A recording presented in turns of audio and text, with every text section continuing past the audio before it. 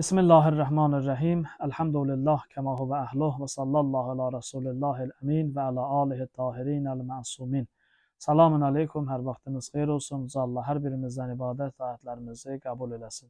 Bildiyiniz kimi Həzrət Əli əleyhissalamın vəsiyyətnaməsini sizlərlə bölüşürdük və gəldik bu yerə çatdıq ki, Həzrət Əmir əleyhissalam buyurur və ən la təbğiyəd dünya və in bəğədkuma. İmam buyurur ki, dünya sizə üz tutsa da, siz dünyaya üz tutmayın.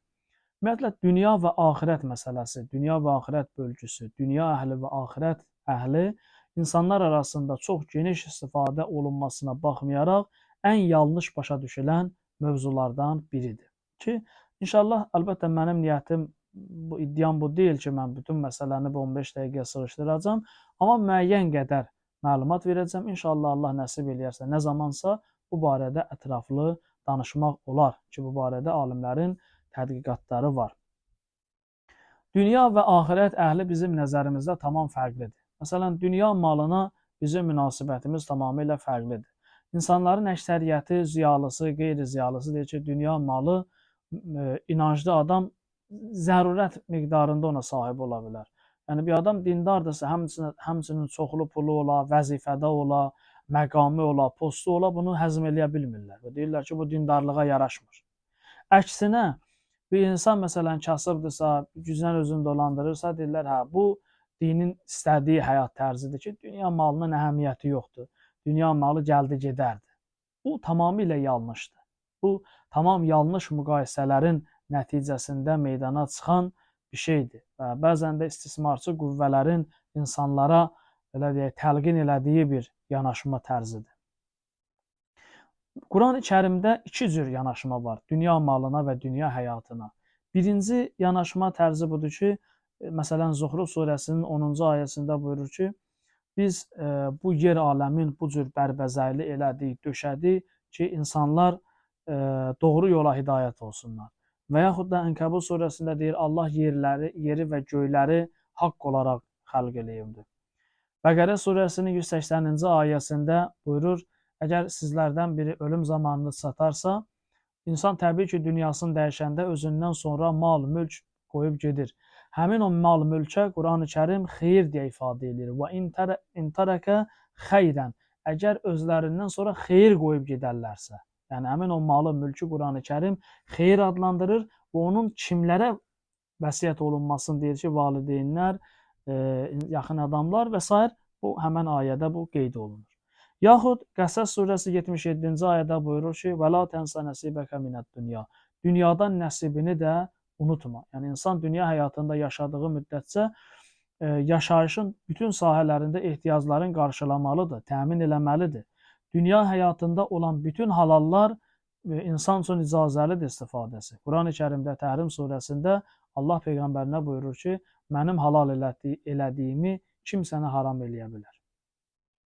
Başqa bir ayədə isə buyurur, Allahın bəndələri üçün qoyduğu, yaratdığı zinətləri kim haram eləyə bilər? Yəni, insan yer üzərində yaranıb, yer üzərində olan bütün hər bir şey insanın xidmətindədir. İnsana xidmətçi olaraq xəlq edilib, yaradılıbdır. Bu, dünya həyatına birinci baxış bucağı. İkinci baxış bucağı Hədid surəsinin 19-cu ayəsidir ki, burada oxuyuruq və i'ləmu. Allah buyurur ki, bilin, ənnəməl həyatı dünya la'ibun və ləhvun və zinətun və təfaxurun beynəkum və təkatürun fil əmvali vəl əvlad. Buyurur ki, dünya həyatı ancaq oyuncaq və əyləncədən başqa bir şey deyil. Və insanlar üçün zinətdir. Bir-birləri üçün fəxr eləmə amilidir. Və insanlar bir-birləri ilə, övladları ilə və malları ilə fəxr eləyirlər. Dünyanı bu dəfə kiçildir ki, dünya oyuncaqdır. Burada uşaqlar necə bir-birləri ilə dalaşarlar, fəxr eləyərlər. O ona deyər, bax mənim oyuncağıma, o buna deyər, bax mənim oyuncağıma. Dünyada bir qrup insan da bu cürdür. Bəs bu qarşılaşma necə olur? Buna alimlər gözəl bir misalla böyük məsələni sadə formada həll edirlər. Deyirlər ki, hər bir idarə və təşkilatda bir yeməkxana otağı var. İnsanlar günorta nahar fasiləsinə çıxıb, gəlib ehtiyaclarını təmin edirlər. Bir insan gəlir işə, gələndən girir, oturur yeməkxanada, yemək yeyir, çay içir, istirahət edir, oturur, durur. Və nəhayət müdir çağırır, deyir ki, qardaşım, düzdür bu otaq istirahət üçün nəzərdə tutulub, insanlar yeməkxana yazılıb üstünə. Amma bu onun üçün deyil səhərdən axşama qədər burada oturasan. Gedərsən, işi görərsən, yorularsan, acarsan, ehtiyacın olar, o zaman düşərsən ehtiyacı yaradan qaldırmağa. Nəinki səhərdən axşama qədər gedib oturasan bu yeməkxanada və bu əldə olan şeylərdən istifadə eləyəsən. İnsan da bu dünyaya göndərilib kamal qazanması üçün. İnsan bu dünyaya göndərilib Allahın razılığını qazansın, əbədi aqibəti üçün işlər görsün. İnsan da gəlir ilişir dünyanın bəri-bəzəyində, gözəlliyində, yaraşığında, nə bilim pulunda və s. ilişib qalır. İlişmək problemdir. Bunu inşallah növbəti dəfə izah eləyəcəm növbəti mərhələdə ki, ilişməkdədir problem. İlişib qalanda Allah buyurur ki, bura oyuncaq yeri deyil. Bura, daha doğrusu sən oyun oynamaq üçün gəlməyibsən. Bura oyuncaqdır ki, insan başını qarışdıra, eynin aça öz təbirimizlə desək. Amma səhərdən axşama qədər bu işlərlə məşğul olasan, yalnız bu işlərlə oyunu oynayın, fəxr eləyin, malımla, övladımla, mülkümlə, insan bu dünyaya bunun üçün gəlməyibdir. Bu birinci məsələ. İkincisi, dünya əməlləri və axirət əməlləri hansı əməllərdir? Bizim nəzərimizdə bu yanlışdır əksərən.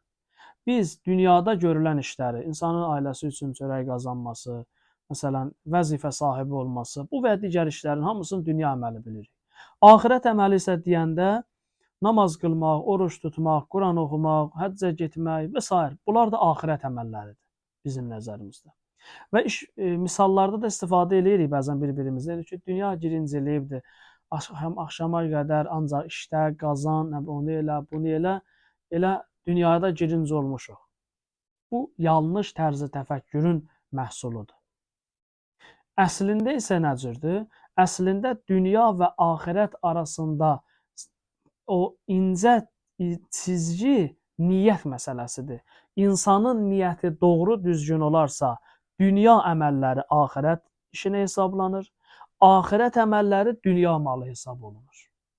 Məsələn, Həzrət Peyğəmbər əleyhissalam buyurur ki, bəzi günahlar var, onların kəffarəsi, cəzası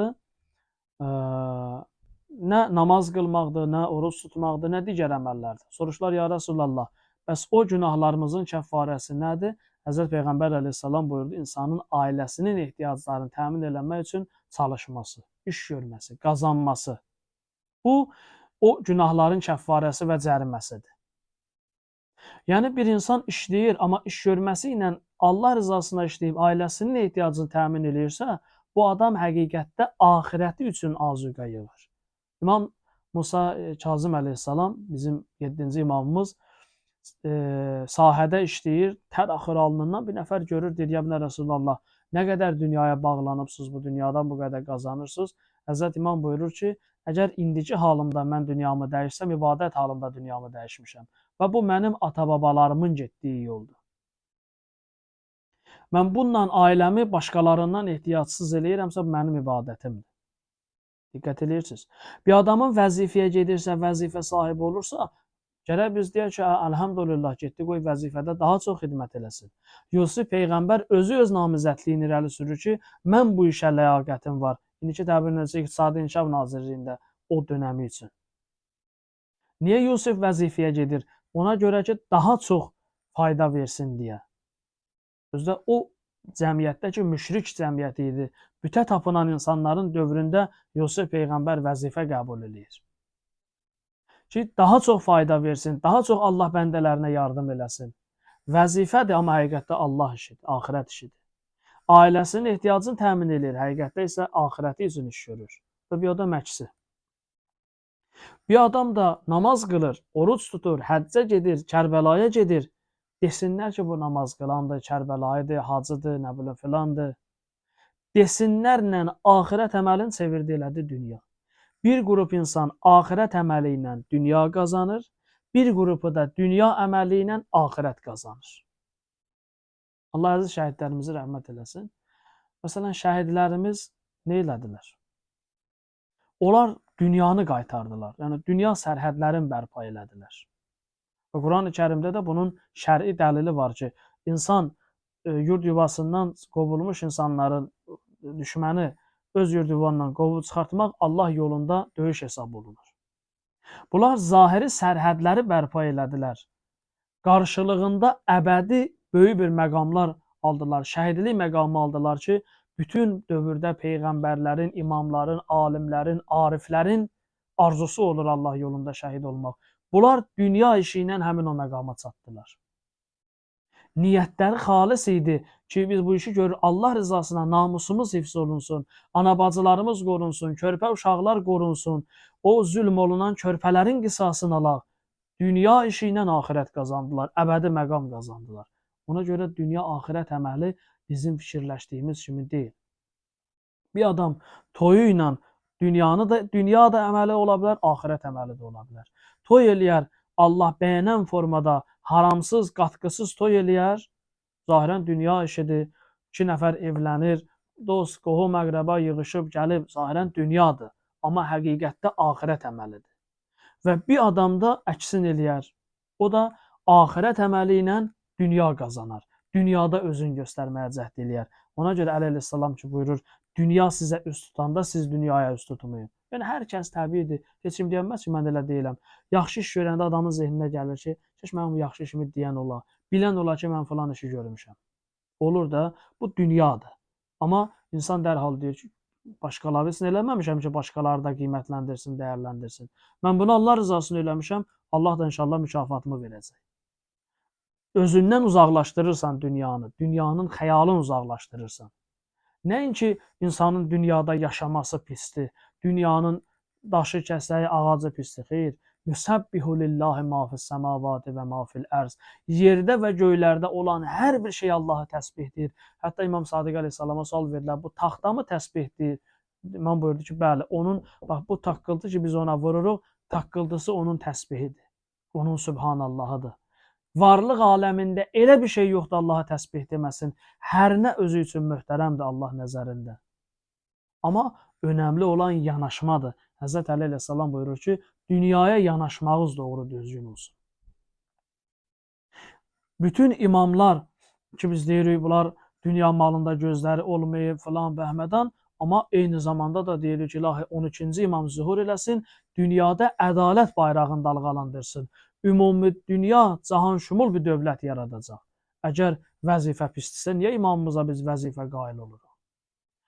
Məsum bir nəfər imam olacaq, bunun vəziri, vəkili, nümayəndəsi lazım olacaq. Onlar da sıravi möminlərdən olacaq.